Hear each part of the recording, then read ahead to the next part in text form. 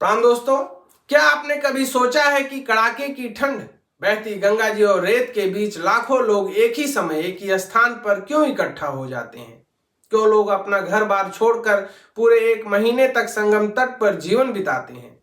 दोस्तों, यह कोई साधारण मेला नहीं है। यह है माघ मेला, आस्था, तपस्या और आत्मशुद्धि का महासंगम।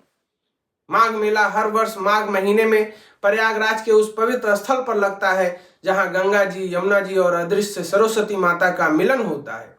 शास्त्रों में इस स्थान को तीर्थराज प्रयाग कहा गया है।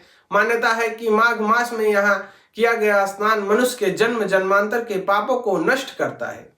कहा जाता है कि ब्रह्म मुहूर्त में संगम स्नान करने से 1000 अश्वमेध यज्ञ के समान पुण्य प्राप्त होता है। इसलिए श्रद्धालु ठंड की परवाह किए बिना संगम में डुबकी लगाने आते हैं। माघ मेले की सबसे बड़ी विशेषता है कल्पवास।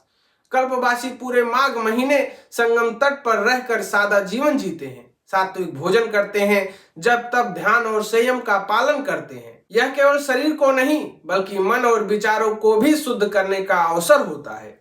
यहाँ दान का भी विशेष महत्व है। अन्न, वस्त्र, तिल और सेवा के माध्यम से मानवता का भाव प्रकट किया जाता है। पौराणिक कथाओं के अनुसार समुद्र मंथन के समय अमृत कलश की कुछ बूंदें प्रयागराज में गिरी थी। इसी कारण यह भूमि अत्यंत पवित्र मानी जाती है और माघ मास विशेष पुण्यदायी माना गया है। कहा जाता है कि इस समय देवता भी पृथ्वी पर आकर संगम में स्नान करते हैं। आज के दौर में माघ मेला हमें यह संदेश देता है, सच्चा धर्म केवल स्नान करने में नहीं बल्कि संयम, सत्य, त्याग और सेवा को अपने जीवन में उतारने में है। यह पर्व हमें सिखाता है कि यदि मन शुद्ध हो जाए तो जीवन अपने आप पवित्र हो जाता है। दोस्तों, माघ मेला आत्मा की शुद्धि और संस्कारों के पुनर्जागरण का महापर्व है। जय गंगे मैया।